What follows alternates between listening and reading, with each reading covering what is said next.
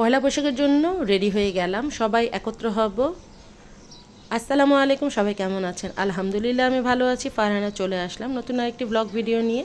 Ready হয়ে গিয়েছি, শাড়ি পরেছি, তাই আপনাদের সঙ্গেও একটু আমার নিজেকে ভিডিওতে শেয়ার করলাম।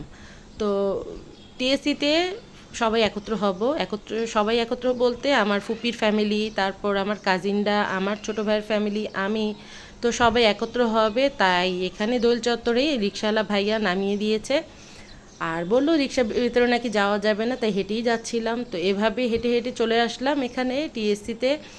ফুপি যেখানে লোকেশন দিয়েছে সেখানেই চলে এসেছি। এই তো এসে দেখি সবাই এখানে বসে আছে। তারপর এক কাজিনের জন্য অপেক্ষা করছিলাম, তারপর সেও চলে এসেছে। এই তো কিছুক্ষণ সময় এখানে ছিলাম। তারপর কিছুক্ষণ পর পর দেখলাম যে মেট্রো রেল যাচ্ছিলো মাথার উপর দিয়ে, সেটাও একটু শ্যুট করে ফেললাম। এভাবে গরমে প্রচণ্ড প্রচণ্ড খারাপ লাগছিল।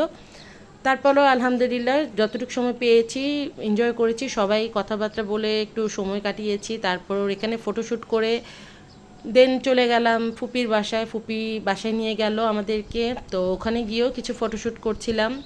তো এভাবেই ফটোশ্যুট চলছিল, গল্পগুজব চলছিল, এনজয় চলছিল। তো চলার ফাঁকে ফাঁকে আবার বাসায় তো আসতে হবে, তাই না? সেটাও মাথার মধ্যে ছিল। আমার মেয়েরা ছিল না, আমার মেয়েরা ছিল আমার কাজিনের সঙ্গে, ওরাও ঘুরতে বেরিয়েছিল।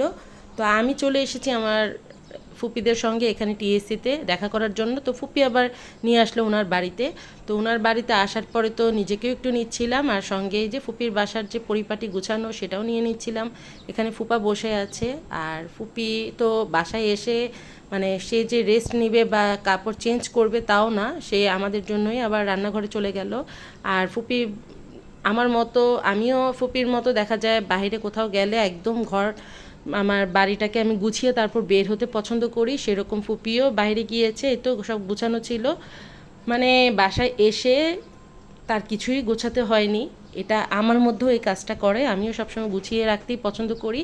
তো এইভাবে এই তো ফুপির বাসাটা গোছানো ছিল দেখেই আমার খুব ভালো লাগছিল। আর তো আমি বাসার যে তাদের মানে গুছানো, সেটার মধ্যে আমি বেশি ভাল লাগছিল গাছগুলো। দেখুন যেখানে তাকাবেন সেখানে গাছ আর গাছ। আমিও কিন্তু গাছ লাভার, আমারও কিন্তু গাছ প্রচণ্ড ভালো লাগে। তো আমি আগে ইনডোরে গাছ কিছু কিছু লাগিয়েছি। তো এগুলো কিন্তু পরিচর্যা করতে হয়, টেক কেয়ার করতে হয়, এগুলো ঠিকভাবে যত্ন না নিলে মারা যায়। তো এখন কমিয়ে দিয়েছি ইনডোর প্ল্যানগুলো, মানে ঘরের ভিতরে যে গাছগুলো লাগানো সেটা কমিয়ে দিয়েছি। এখন আমি বারান্দাতেই রাখি।